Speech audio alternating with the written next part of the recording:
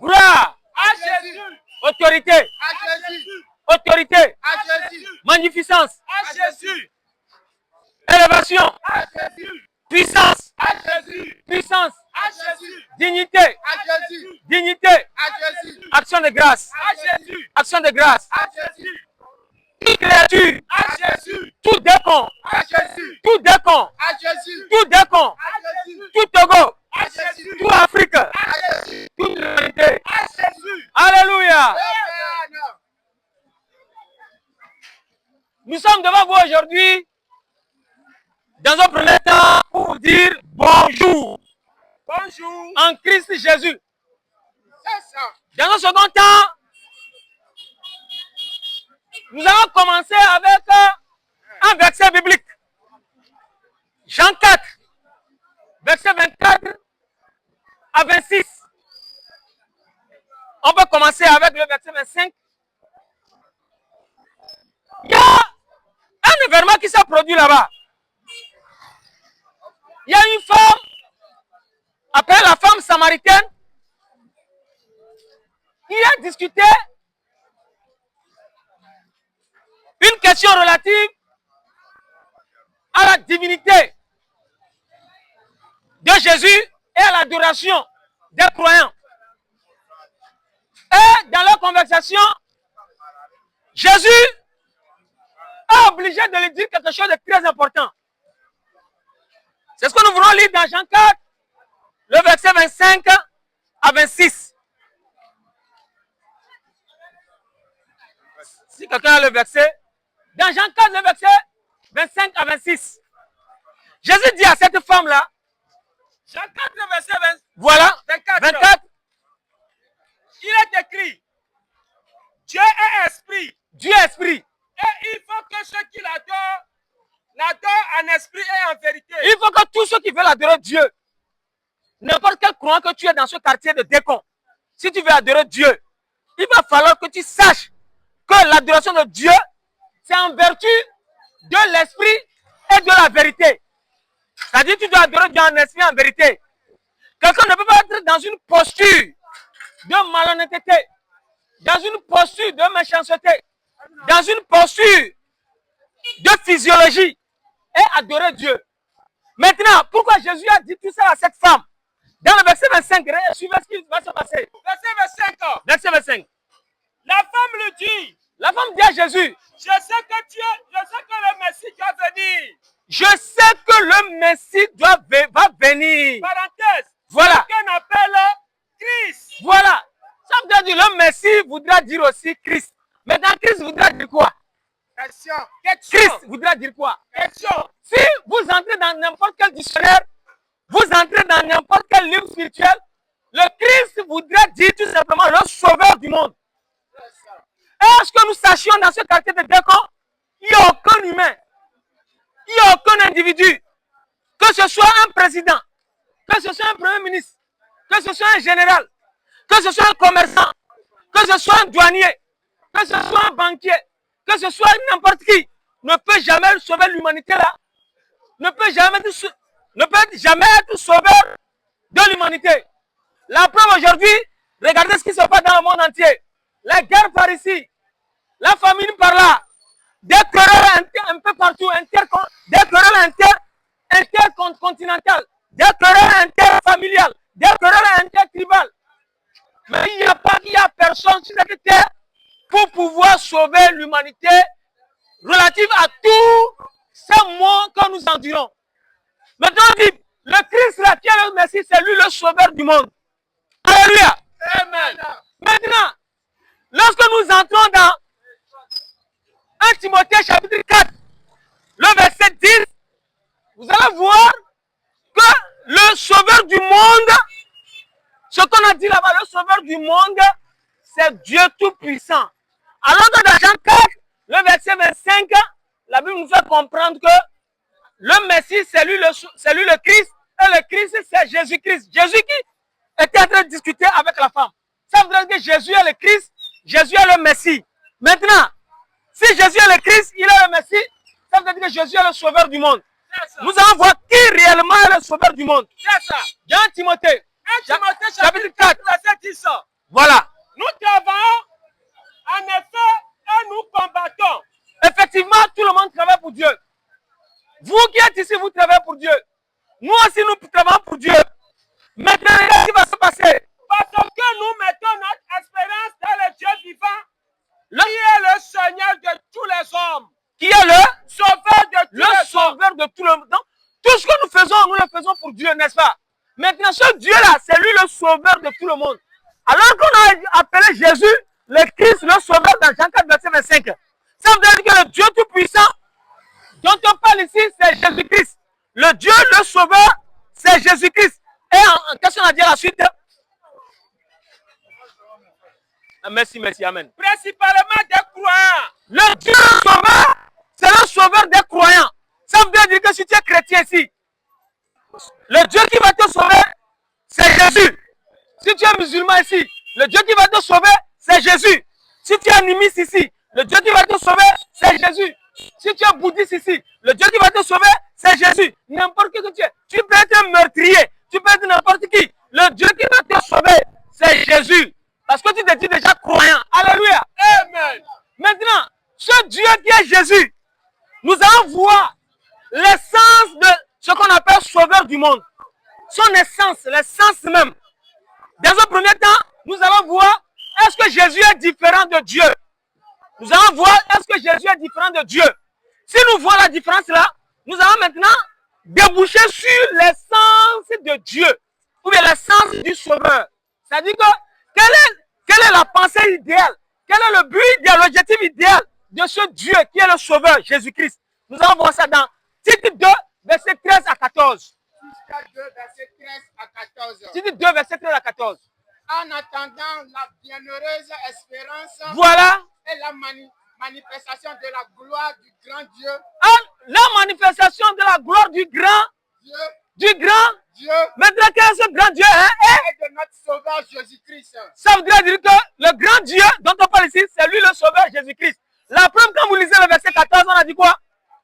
Qui s'est donné lui-même. On n'a pas dit qu'ils se sont donnés.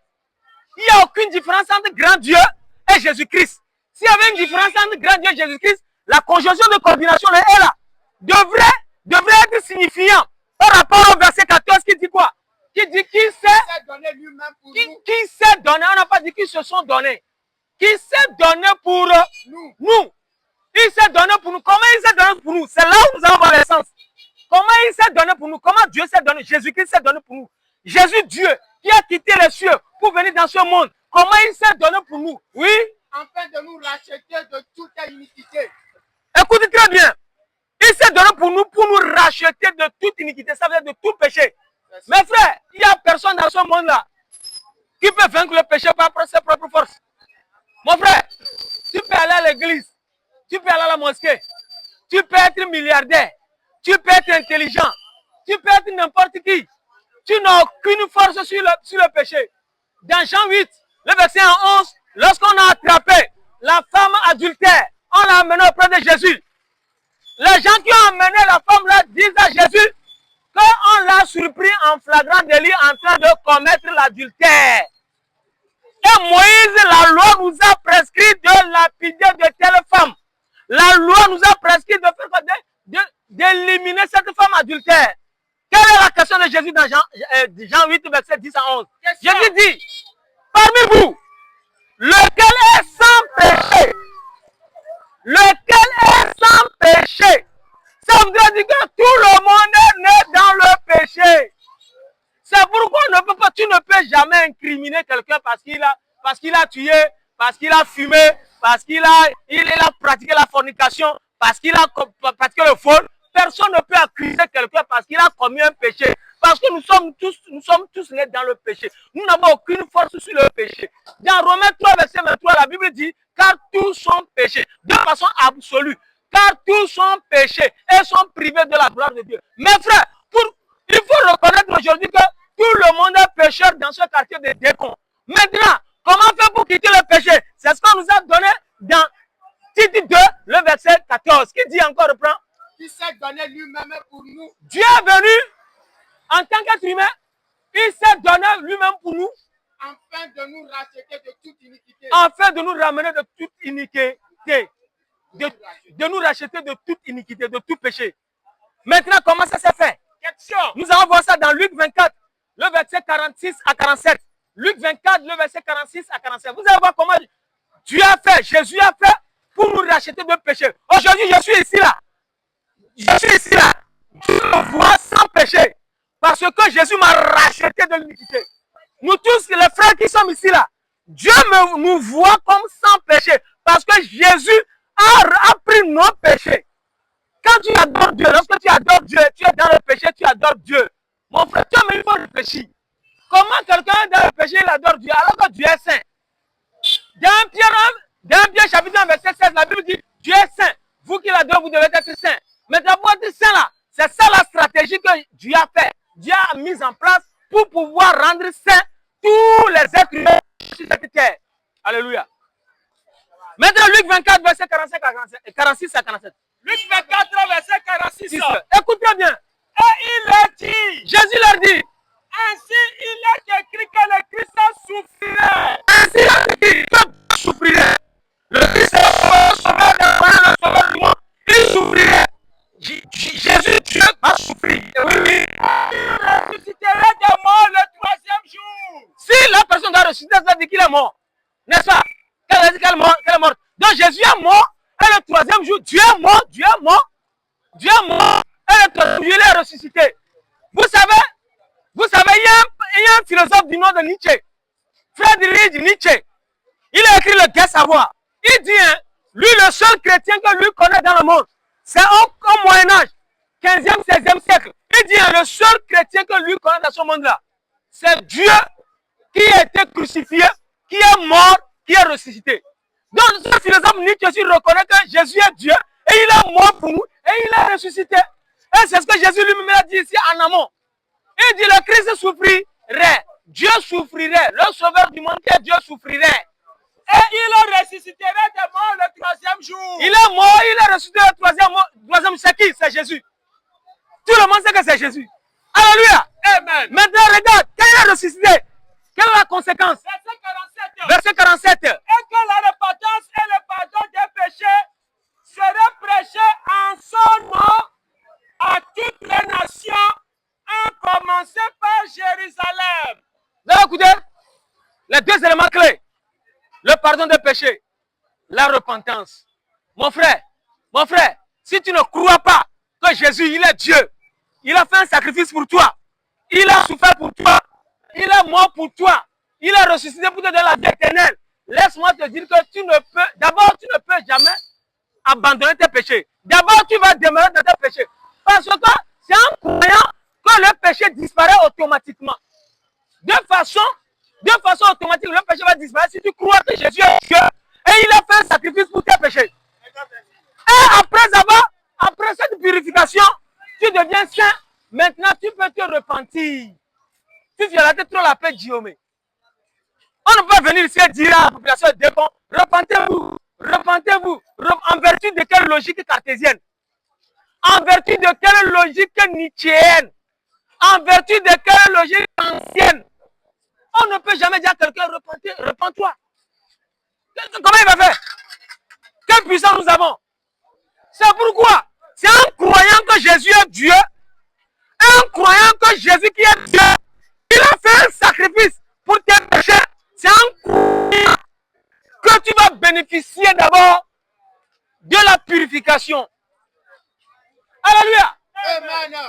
Alléluia. Amen. Tu vas bénéficier du pardon des péchés par Dieu. Et ensuite, maintenant, tu peux te repentir. Toi qui étais meurtrier, tu ne peux plus commettre le meurtre. Toi qui étais voleur, tu ne peux plus voler. Toi qui étais un pédophile, tu ne peux plus pratiquer la pédophilie. Toi qui étais, je ne sais pas, tu ne peux plus le faire. Toi qui étais sorcier, tu ne peux plus être sorcier. Pourquoi? Parce que Dieu a enlevé de ton esprit, de ton le péché, et il a mis son esprit en toi. Et maintenant, tu peux te repentir. Alléluia. Amen. Alléluia. Amen. C'est pourquoi Jean 8, verset 24. Jean 8, verset 24. Verset 24. Si vous ne croyez pas ce que je suis, Jésus dit, si vous ne croyez pas ce que je suis, c'est Jésus qui dit ça, hein? vous mourrez dans vos péchés. Voilà. J'ai dit, si vous ne croyez pas ce que lui il est, ce que Jésus est, si tu ne crois pas en ça, tu vas mourir dans tes péchés.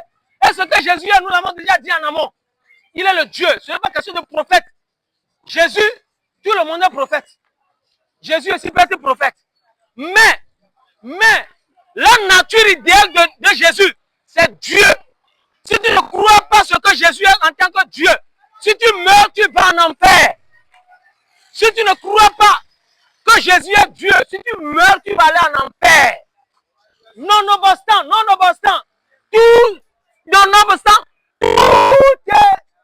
tout est bagage spirituel. Tu vas à l'église, tu vas à la mosquée, tu fais des aumônes, tu fais des dons, tu fais quoi, tu vas au pèlerinage, tu vas chez Bouddha, tu vas chez tu te prosternes pour adorer, Si tu ne crois pas que Jésus est Dieu, si tu meurs là, tout de suite là, si tu meurs là, tu vas en enfer. C'est pourquoi je vous donne l'opportunité de poser des questions relatives à tout ce que nous venons de dire. Si vous nous l'avez suivi, si vous avez d'éventuelles questions liées à Jésus, liées à la divinité de Jésus, liées à la prédication, nos oreilles sont suspendues à vos lèvres. Tu peux poser des questions en kabyre, tu peux poser des questions en éveil, tu peux poser des questions en français, tu peux poser des questions, bon ok, ces trois langues-là déjà, ça peut aller. Questions-réponses sur la Bible. Tu peux poser des questions en anglais. Oui, nous avons déjà donné l'opportunité à des gens d'écouter la parole, la bonne nouvelle. Si vous avez des questions relatives à la prédication, ça sera la bienvenue. Si vous ne pouvez pas vous approcher de nous, vous nous dites, nous allons vous approcher de vous. N'y a bien serré la siwa, effectivement, anglais, français, non, bien, maoula venu à nous, voilà, c'est donc tiens. Non, il y a la siwa, non, Dieu, comment tu as signé là-bas. Alors, tu es comme là-bas. Sur la Bible. Elle avait, Dieu ne veut en aucun cas que quelqu'un aille en enfer. Alléluia. Maumujibe Amerikpe ne jahannama me. Maumujibe Amerikpe ne jahannama me. Maumujibe Messiama ne arijana. Maumujibe Messiama ne arijana. Dieu ne veut personne dans jahannama. Dieu veut tout le monde dans arijana. Donc il faut comprendre que Dieu c'est un Dieu d'amour. Maumujibe Amerikpe ne jahannama me. Maumujibe Amerikpe ne paradis sommet. Yenna me dinasa. Mi gbɔlɔna ma wo bɛ nya mi di na se anɔ da ba anɔ gbɔlɔna mo bɛ amewo ne dara wo do dzesi bɛ Yesu enyi mawu Yesu enyi mawua ewɔ fɔsara nye ku ta bɛ mi xɔ bɔsadzi se mi xɔ etadzi se kpɔ mi la kpɔ gbemavɔ nuvɔ tse mawu la sɔ mi me nuvɔ sɛ kɛmi eye mi la kpɔ lɔme hallelujah mi parce que wule de ba le gbɔmɔ wo nya ye na me mi parce que wo yina tsɔtsi ye na mu na me pɛrɛsi o oui, parce que maï Bouddha, maï paradis oui, parce que maï pecteur de Kao, Congo la paradis condition de temps qu'elle est quoi. Alléluia. Amen. Question-réponse sur la Bible. Alléluia.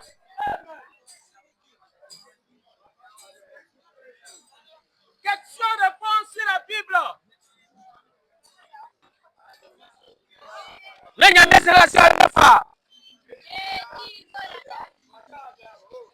Yesu nous Messia me le fier. Non balé. Pas Yesu c'est ma wo chale lo. Ye na be domi ra gbo ka popo ya mi. O ti mi baro. Question-réponse sur la Bible. Alléluia.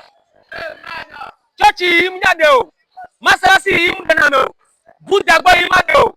Catholique ina una de papa mereka kenyi de la ni ma un sekata Yesu. Ona ko ji se Yesu a eni ma u eye reka ba fosara penu fonti be no ko ji se ara ko de. Alléluia. Amen. Bon la ya be bien. Je ne sais pas si vous suivez l'actualité géopolitique. Si vous suivez très bien l'actualité géopolitique, vous allez comprendre que il y a quelque chose qui profile à l'horizon. Si vous suivez l'actualité géopolitique, ne me pas nous connaître les dégâts, mais et du nyagblonyao, mais n'y a encore de les dégâts, mais il a Dieu décimé. Question réponse sur la Bible.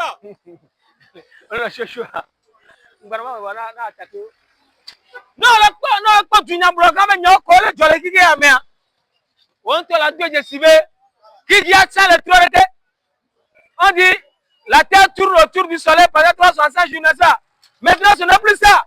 La terre, maintenant, fait marche arrière. Fait marche arrière autour du soleil. Ça fait maintenant marche arrière autour de combien? Pendant combien? Pendant 24 heures. Ça voudrait dire que tout peut basculer à n'importe quel moment. Il y a des gens qui m'appellent Louvo, les bébés. Jésus dit, hein, dans Luc 9, verset 23, que servirait-il à un homme de perdre son âme? Que servirait-il à un homme de gagner le monde